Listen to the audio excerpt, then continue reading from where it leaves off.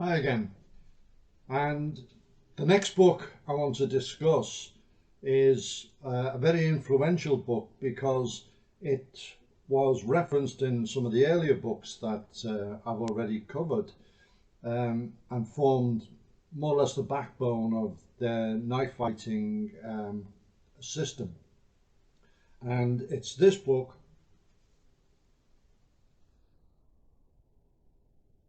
Do or Die, by it's a supplementary manual on individual combat by Lieutenant Colonel AJ Biddle, United States Marine Corps. And Colonel Biddle was a very, very significant character. There was a book written called My Philadelphia Father, written by his daughter, and it was made into a film. It's a very worthwhile film to watch if you can get it.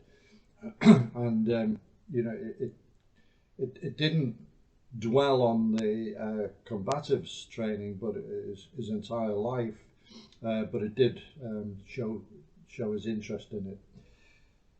And Colonel Biddle was an instructor at the basic school, which was the school where US Marines trained their officers in Philadelphia. So in that way, he influenced several generations of United States Marines officers. The book covers the bayonet fighting. Now, the bayonet is still a very important weapon in military training, and it's one of the mainstays of installing aggression in the soldier.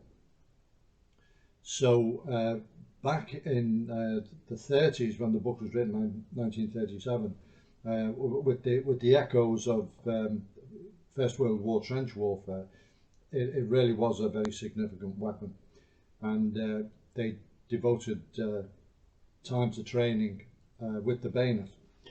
And before that, there were actually military bayonet fighting competitions, and in fact W. Fairbairn had been on the team out in the Far East representing the British Army, and he stayed in the Far East after that, and he picked up some of the Eastern methods.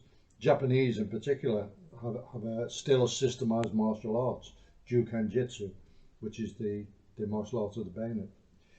And so first section of the book's on bayonet, then he goes into knife, and really it's the bayonet in the hand, which probably was the only knife that the Marine would have.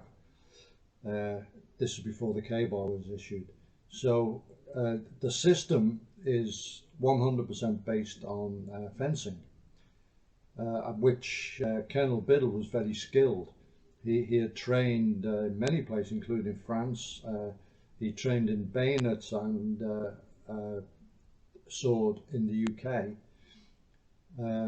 and he was very, very well trained in those skills. So he used fencing as the framework for his knife system. Unfortunately, fencing is a sport, and it's formalized, it's got rules and regulations, and it's also got certain preconceived givens. For example, in a fencing match, you both start with the weapon in your hand. Well, in real life, that may not be the case.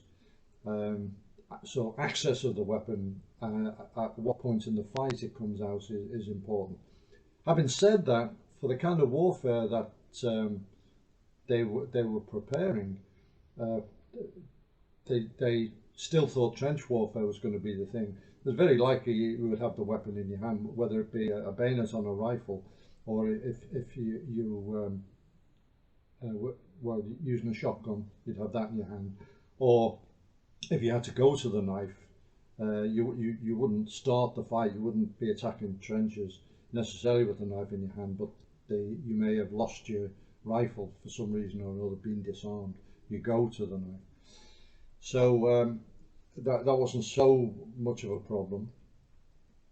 But the other thing about the fencing was Renaissance sword fighting had tactics, ploys, it had how to survive a fight, it integrated unarmed, it integrated other weapons, it integrated the use of a light in the dark lantern technique, cloak and dagger, using a garment to trap a blade, and so using a sword and dagger in concert.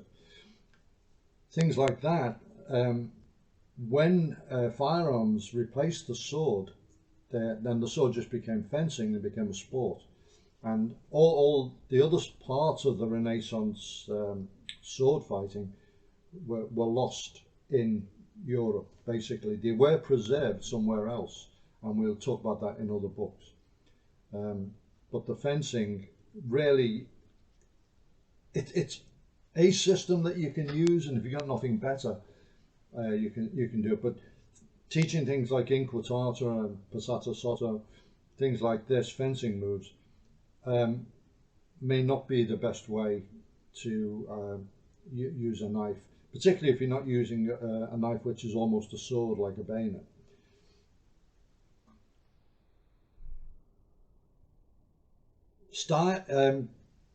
Biddle influenced other people, including Stiers.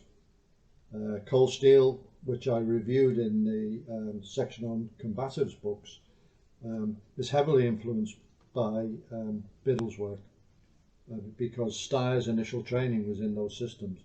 So that whole US Marine Corps thread was very much influenced by Biddle, and Stiers did translate the system into the use of the K-bar knife rather than the bayonet in the hand. Do or Die also covers unarmed, so he did teach a well-rounded system altogether, and he's got to be praised for that. It's a book I like a lot. It's a book of its time, and as I say, it influenced so many other people that it's a good one to know about from the historical perspective. And for that reason, it's still got a great place in my bookshelf.